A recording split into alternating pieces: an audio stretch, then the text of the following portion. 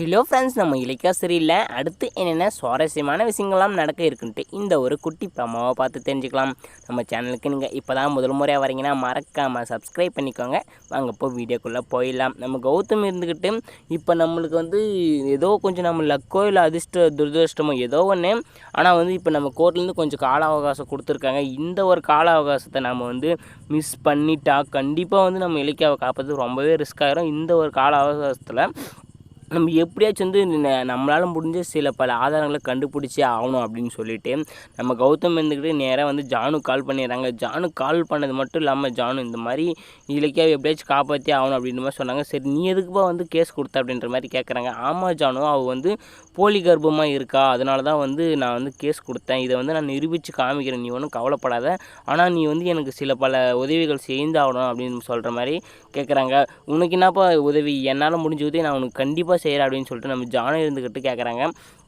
வேறு ஒன்றும் இல்லை ஜான் அம்மா, இந்த மாதிரி நம்ம பைரவி அம்மா ஃபோன்லேயும் அண்டு அஞ்சலி ஃபோன்லேயும் ஏதாச்சும் அவங்க போலீஸ் இன்ஸ்பெக்டர்கிட்ட பேசுனதோ அந்த இளைஞர்காரங்கிட்ட பேசுனதும் ஏதாச்சும் ஒரு ஆடியோ ரெக்கார்டு ஏதாச்சும் இருக்கா, அதை மட்டும் கொஞ்சம் பார்த்து சொல்லு அப்படின்ற மாதிரி கேட்குறாங்க. அது இருந்தால் போதும், நான் என்னால் முடிஞ்ச வரைக்கும் நான் போராடும் அப்படின்ற மாதிரி சொல்கிறாரு.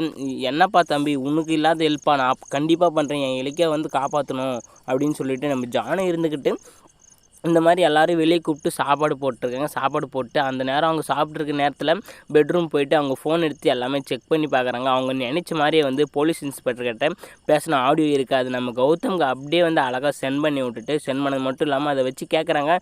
இந்த மாதிரி என்னென்னு பார்த்தாக்கா நம்ம இலக்கியாவை எப்படியாச்சும் ஜெயிலில் தள்ளுங்க, உங்களுக்கு எவ்வளோ பணம் வேணுமோ நாங்கள் தரோம் அப்படின்ற மாதிரி சொல்லியிருக்காங்க. இன்னும் நம்ம இளநீ கடைக்காரங்கிட்ட பேசின ஆடியோ நிறைய கிடைச்சிருக்கு.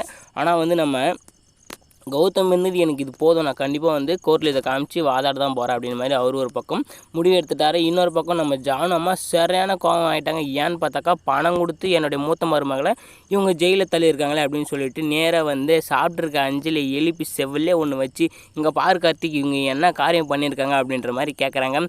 ஏன்னா என்ன பண்ணிட்டாங்க அப்படின்ற மாதிரி கேட்டாக்கா நம்ம ஜானு சொல்கிறாங்க, இவங்க இலக்கியாவை பணம் கொடுத்து ஜெயிலில் தள்ளியிருக்காங்க அப்படின்ற மாதிரி நம்ம ஜானு இருந்துக்கிட்டு செம்ம வெளுத்து வாங்க போகிறாங்க. ஸோ இந்த வீடியோ யாருக்கெல்லாம் பிடிச்சிருக்கோ மறக்காமல் சப்ஸ்கிரைப் பண்ணுங்கள். நன்றி.